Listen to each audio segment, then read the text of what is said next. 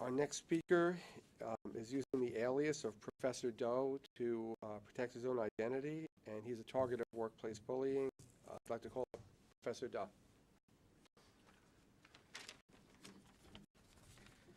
Thank you for being here today. I'm a composer and I teach music theory at a college here in New York State. I've taught there for 16 years.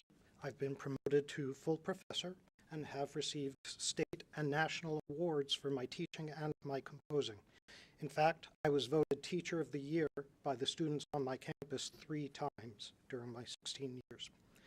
My harasser is a colleague within my department, not a supervisor.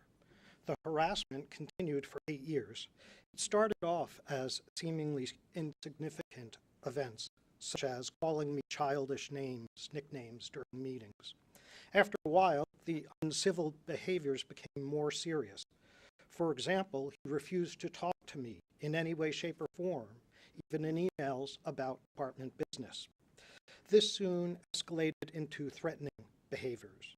If I ever spoke to him, even if I just said hello in the hallway, he would respond, "Watch it, Paulie, or else I will lodge a harassment threat against you." He started tape recording me in meetings, and he also threatened to spread an untrue rumor that I had had an affair with a colleague. The college administration was fully aware of all of these incidents. I had dozens of meetings with my union reps, the dean, the provost, the director of HR, the affirmative action officer, and even the president of the college. I have dozens of emails documenting their knowledge of what was going on. The initial response from my dean was, "I can't make people be friendly to each other." Later, when the college understood what was going on more clearly, their excuse became, "Your harasser has told us that he doesn't want the situation to improve, and we can't force him to behave more civilly toward you." Eventually, the college's excuses acknowledged the loophole in the current laws. They said, "The law doesn't cover generic personal harassment. We can't do anything unless he crosses the line into discriminatory harassment." And my union rep told me, "An employer's own policies are often meaningless. They can choose when they want to enforce them and when they want to ignore them. We have now no power to force them to uphold their own anti-harassment policies." And even the president of the college told me, "There's something else involved which I can't tell you about." One day, I walked into the mailroom and found my harasser photocopying a personal letter that I had sent out to some friends, in which I told them about what had been going on at school. He held it up to my face and said, "Thank you for sending this. Now I've got you." I reacted impulsively and tried to grab the letter out of his hand. I was then accused of physically attacking him. I immediately had my first mental breakdown and was put on medical leave by the college for the entire semester, but using my own sick days. And that was before I had even had the chance to see my own doctor. The director of human resources and my union representative told me at that time the college understands the context of the mailroom incident, the history of the uncivil behavior toward you, and that he provoked you in the mailroom. Then suddenly all communication from the college ceased. I eventually called the director of HR and asked what was happening. She told me, "The college has determined that all of your previous claims of being harassed were merely allegations. There is no proven history before the mailroom incident, and we must discipline you for it as its own independent event." I told her that that was crazy, that there were dozens of pages in documentation of the harassment on file in the dean's office. She responded, "The departmental file does not count as an official file. The only documentation that counts is our file that we have in HR, which contains only allegations, not a proven history." Now, the college had turned the situation totally backwards. They were now portraying me as the aggressor instead of the victim. Worst of all, they blamed it on my mental illness, even though they had caused my illness by allowing the harassment to occur. I sat in limbo for many more weeks with no communication from the college. I finally called my dean. The first thing he said to me was, "I can't talk to you about the situation. My job is to protect the institution." This is just a single example of the dehumanizing treatment by the college, which has now continued on for 2 full years. My doctor soon wrote to the college, stating that this mistreatment, this dehumanizing treatment, was making my illness worse. It took the college an entire month to finally set up a meeting with me.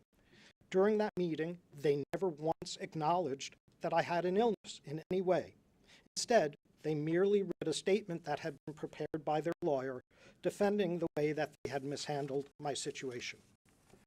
Eventually, I was disciplined with a letter of reprimand, and the college fined me $7,000 for supposedly attacking my harasser just for grabbing a piece of paper out of his hand. They also threatened to terminate me if I was ever involved in any other type of misconduct, even if it had nothing to do with the mailroom incident. They also stated, if I came back to work there, we will never discuss any aspect of this matter with you ever again in any way. You have had your chance to air your grievances to us about your situation, and we have found them all to be baseless and without merit. As crazy and unjust as this story sounds, this is only the first half of the story. The college has continued its mistreatment of me for 2 full years and is now retaliating against me for speaking out at events just like this press conference. And my situation has still not been resolved. However, I don't have time to tell you the rest of the story all about the retaliation. I'll close with some points that highlight how my experience demonstrates why we need to pass this bill. I've been on medical leave for 3.5 out of the past 5 semesters. I have not worked since last April. The college has had to spend extra money hiring replacements for me. My health has been permanently damaged, and I will now be on medications for the rest of my life.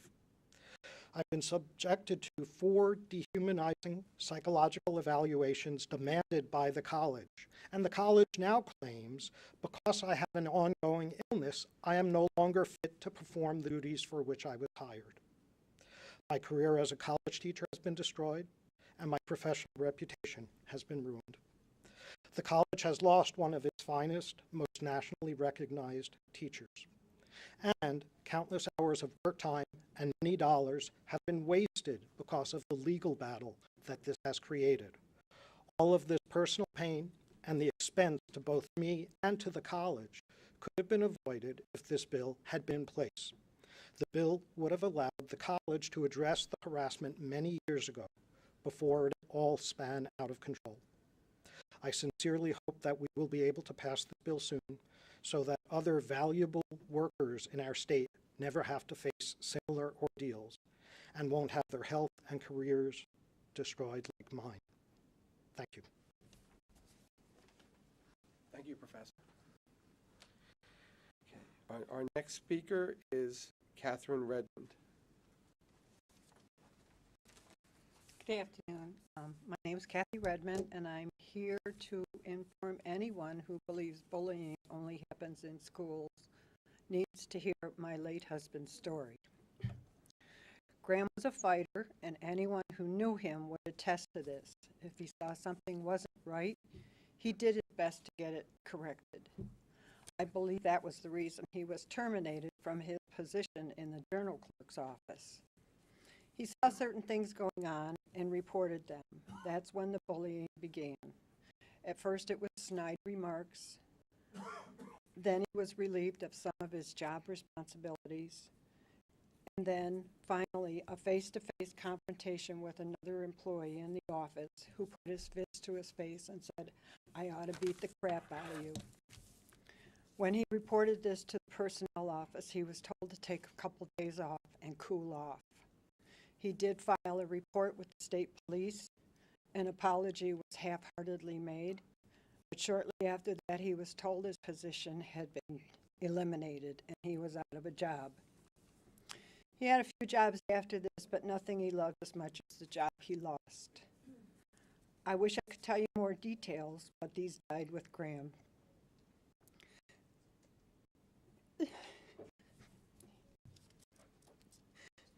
He died 9 months ago of an extremely aggressive form of squamous cell cancer after a 3.5-year fight. The moral of the story is, if you see something wrong, report it. Don't be afraid. This has to stop.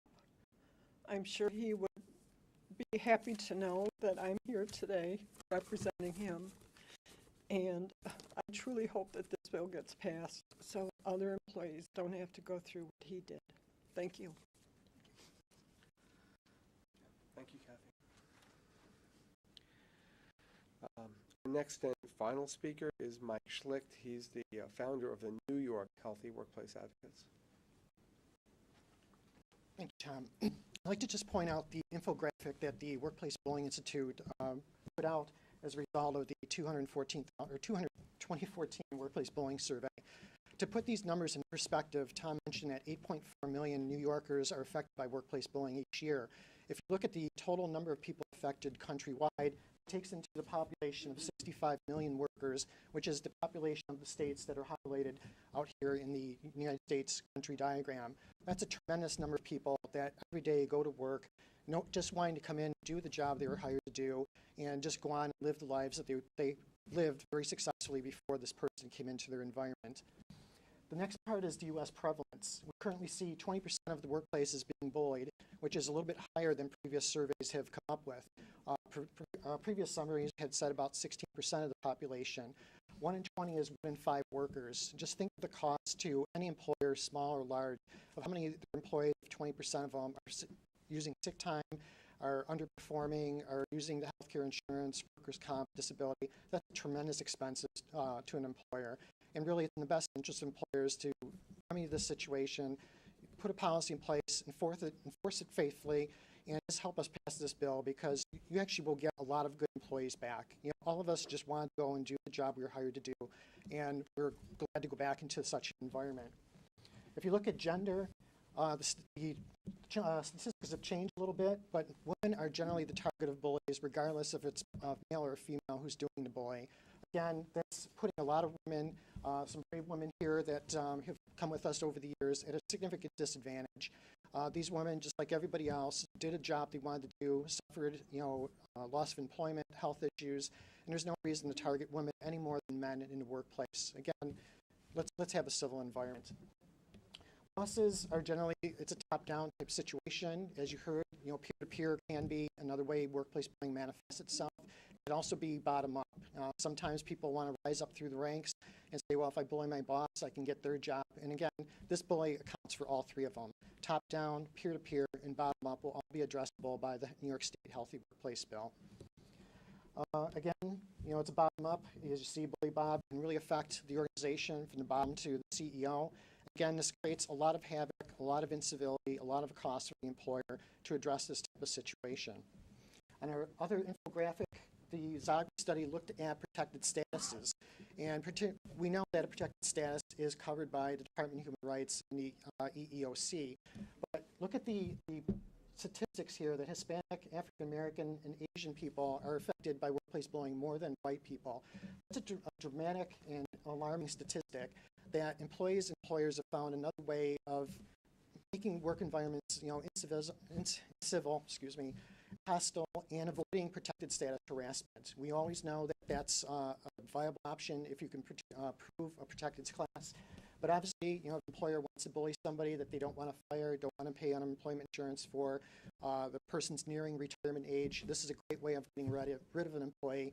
And again, your gender has no, or your ethnicity has no bearing on what you can do in those situations. Exclamations preferred by 72 employers. It's necessary to be competitive. It's just a personality problem. There's always an excuse, never an explanation. And firstly, across the state, 93% of the people support this bill. As Tom mentioned, there's tremendous support in New York State from organizations, from legislators, from professional health organizations.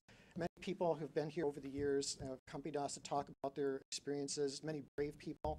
I'd like to thank Randy here for CSEA coming out to talk, Professor Doe, who's come up with us a number of times, Catherine, Graham meant a lot to us. Graham had come up with us many times to talk about his experience. I'm really saddened by his loss because he was a great friend. John, talking about the mental health issue is so personal to me, based on my own experience, what I've gone through, and what was shared by Professor Doe of what the employer is likely to do in those situations. Tom, My counterpart, great person to work with. We make a great team. These two women who I don't have permission to mention their name, but again, they've also come here many times to talk about their experience at great expense to themselves. And Assemblyman Engelbright, we couldn't have asked for a better sponsor, a better supporter for this bill. And Senator Savino, who wasn't able to make it today. We're very gracious to have such a great team of people behind us to pass this legislation. So thank you very much.